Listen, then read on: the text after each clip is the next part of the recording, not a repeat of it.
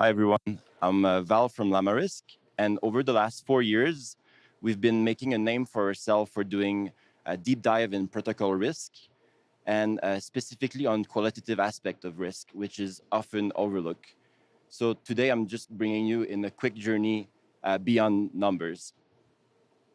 So first of all, some background. Llamarisk has been operating since 2021, and we serve blue chip clients such as Aave, Curve, and Etina, and we help protect over $30 billion dollars. We're a group of analysts, researchers, data scientists, quants, and smart contract engineers, and our goal is to provide independent, deep, and factual research to increase the DeFi use and transparency. So first of all, I want to make sure we're all on the same page. I want to differentiate between quantitative and qualitative. Quantitative is everything that's data-driven. So basically, we aggregate data and we're trying to make sense of it. We try to identify trends, and we use agent-based simulation and modeling. At Llamarisk, we do both quantitative and qualitative, but today I want to focus on the qualitative aspect, which is a bit less tangible, but can have a material impact on risk. Let's start. System architecture. So what we do first is we try to map out the different components of a protocol, trying to really have a bird's eye view. We look at deposit, withdrawal flows. We look at how yield is being accrued, the different parameters, if there's a fee switch. Then we look at external dependencies. Is the protocol relying on the AMM? Is there an external oracle? And so on. The documentation of a protocol can be a very useful reference document. However, sometimes we find that it's missing key details, or it's outdated, or even it could include some kind of wish list items or marketing material. So it's very important for us when we want to portray risk accurately that we look at what's actually being deployed on-chain. Next up, access controls. So what are the levers that the protocol can have to operate the different admin functions? So the gold standard in our industry is role-based access control. So basically a tiered permission system. For example, at Aave, we have the Aave Guardian, which is a multi-sig of trusted individuals such as myself that can do a very limited amount of actions in case of emergency. For example, freezing a market. All the rest is being enacted on-chain through regular governance channels. For the regular users, it's not always easy to audit access controls. You might be lacking a viewable function on-chain. And sometimes what we have to do is look at the contract storage and look at the events being emitted since the contract deployment to kind of reconstruct the full pictures of what are the different actions that can be performed and by who. And then we turn our look at who's having those accesses. Is it an EOA, an on-chain multisig, or an MPC? We do have a preference generally for on-chain multisig because it provides more transparency. Although after the last week's events, it's a bit more of a tricky discussion. There's also MPCs that are often used by RWA projects, and they can have some advantages, but there's also trade-off, of course. And in DeFi, there's a lot of code that's not immutable.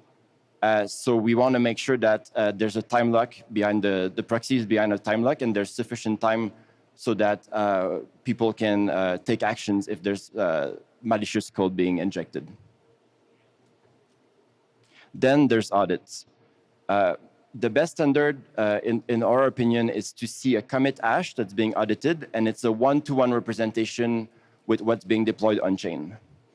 Sometimes we hear from protocol we reviewed that we just made a small change or we deployed it's just a periphery contract. But time and time again, we've been proven that just a minute change can result in very catastrophic consequences. Such as last year with Prisma Finance, we saw the Trove migrator that was unaudited and led to $11 million hack.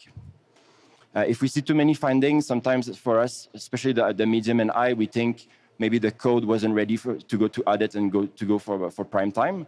And we also look at what did the team do with the audit report? Did they address the different concern and how were they addressed?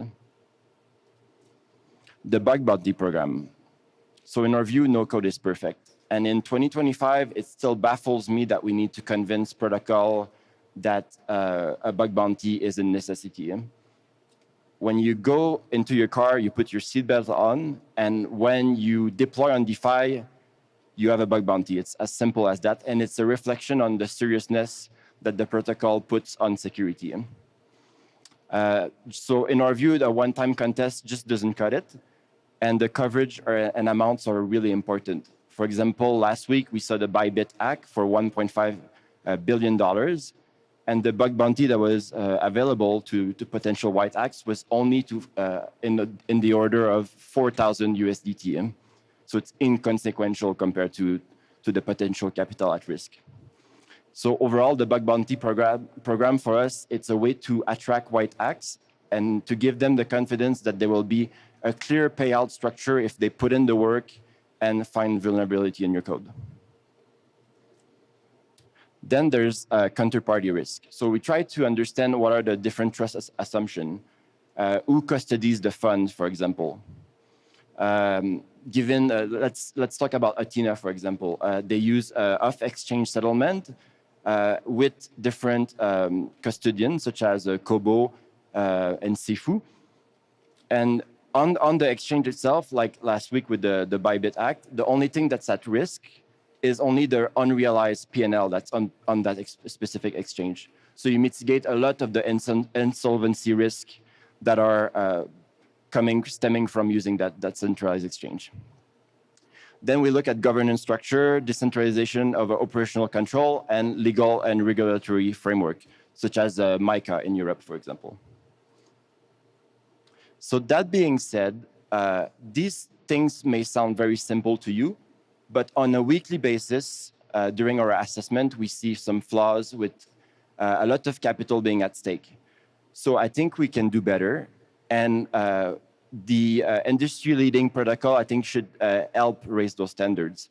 So we're launching what we call Operation Spring Cleaning.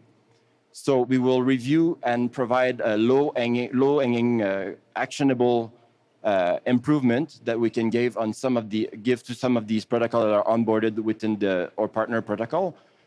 For example, on documentation, access control, and bounty. And we will follow up with them to make sure they can be implemented. So thank you very much, and I hope you'll join me in this fight to make DeFi safer. Thank you very much, guys.